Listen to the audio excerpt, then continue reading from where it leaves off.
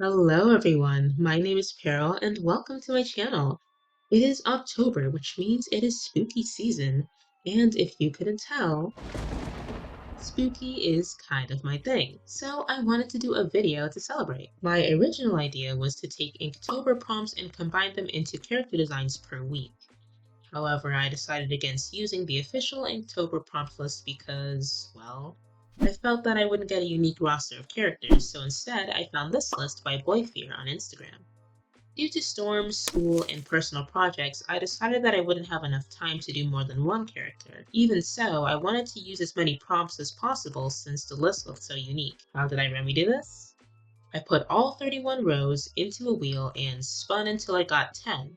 Then I took my pick from each row. Here's the list that I ended up with. With so many prompts, I decided to split them between elements of the design, elements of the character's personality, and elements of the backstory. All things that I will go over during the speed paint.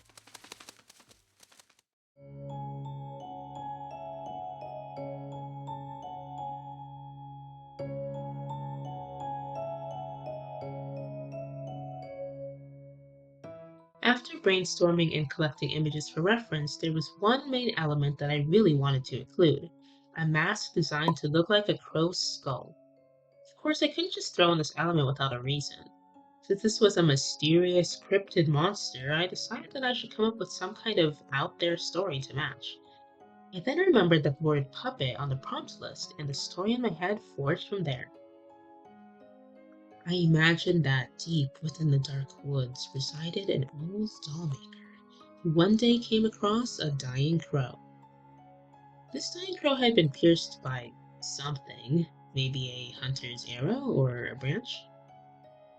The dollmaker took in the crow and cared for it, but soon realized that its injuries were too great. Before the crow could die, the dollmaker fashioned a human-sized doll with feather-like hair and a crow's skull for a mask.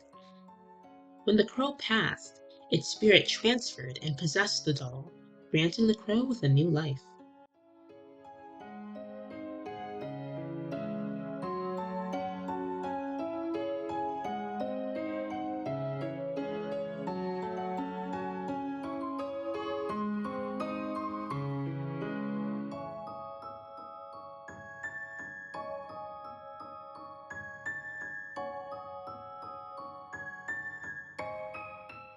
I think it was really fun drawing the doll's ball joints, and also because it was a doll, I was able to be less accurate with the way that the anatomy looked and the body was shaped.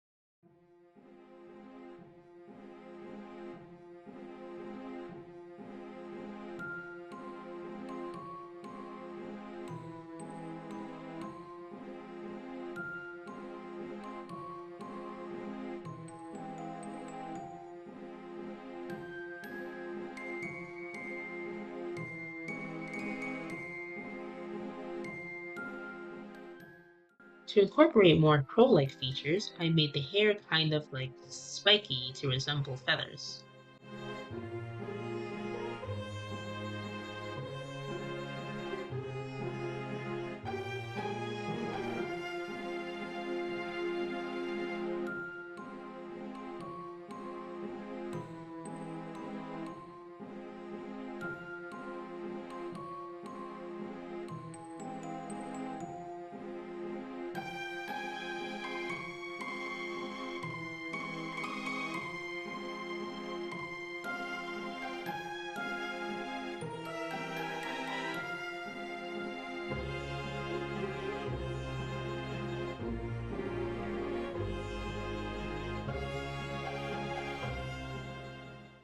The outfit for this character was the hardest part to decide, as I wanted to give it clothes, but I also wanted to keep it as this monstrous, mysterious creature.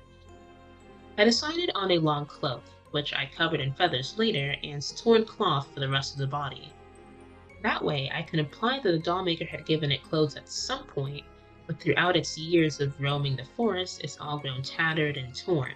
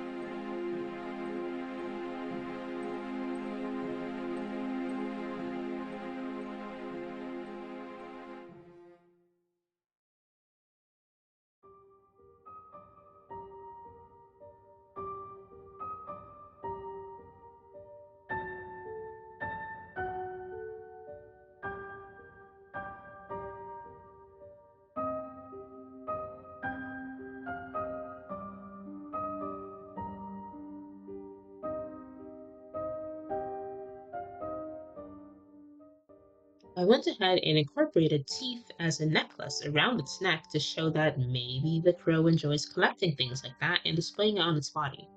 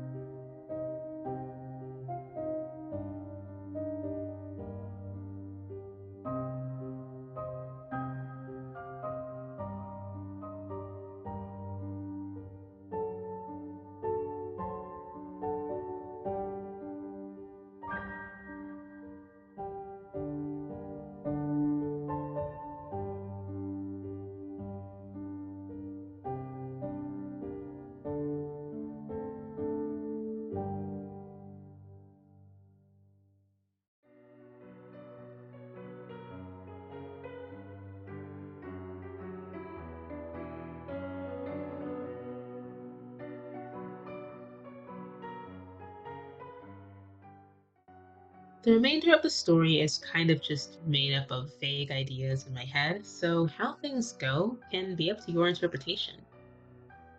I imagine that after years of being the dollmaker's assistant, the dollmaker suddenly passed away and left the crow spirit alone in the woods.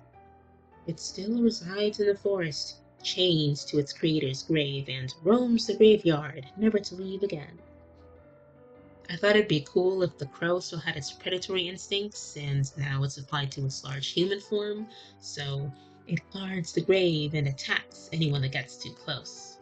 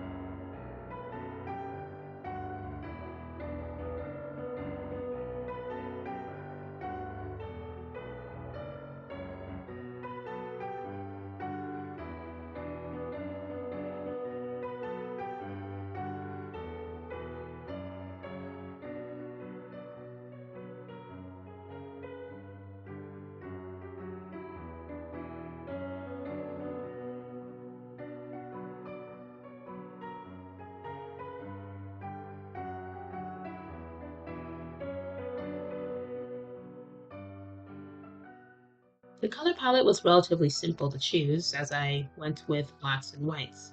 I decided on a pale skin tone and added areas where the paint had chipped off around the joints so that the pale blue porcelain could show through.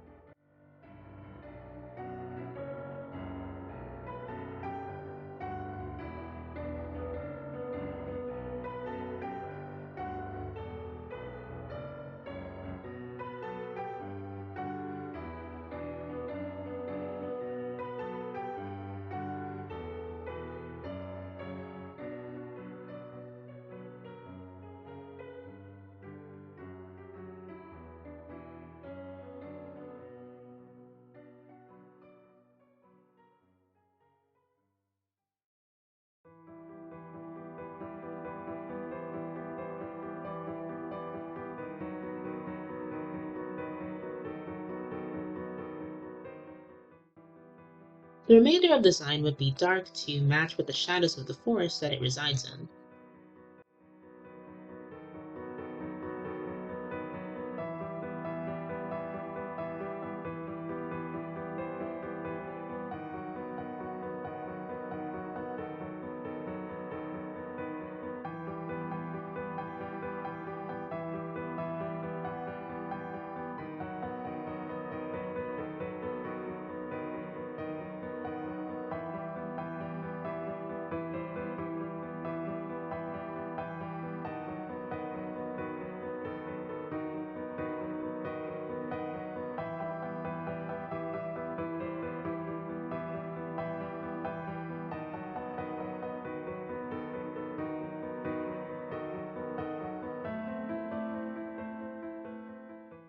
Then I went ahead and did some simple rendering, coloring the skin tone as usual, so that it looked like the doll maker had painted it to resemble real skin. I didn't feel as much pressure to be neat and tidy, especially since it's meant to be a monster's design. I felt that maybe a messier look to the art would suit the fact that it's a cryptid being made up from rumors.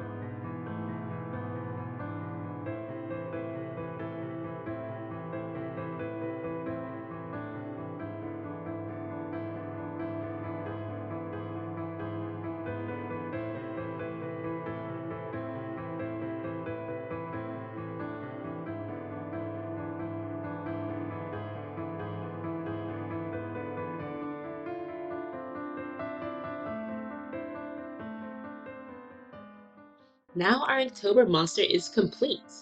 While I'm not the proudest of the effort I put in, I still do think the concept turned out pretty spooky and cool. It's a very fun process, and I'd really like to get the chance to do it again next year.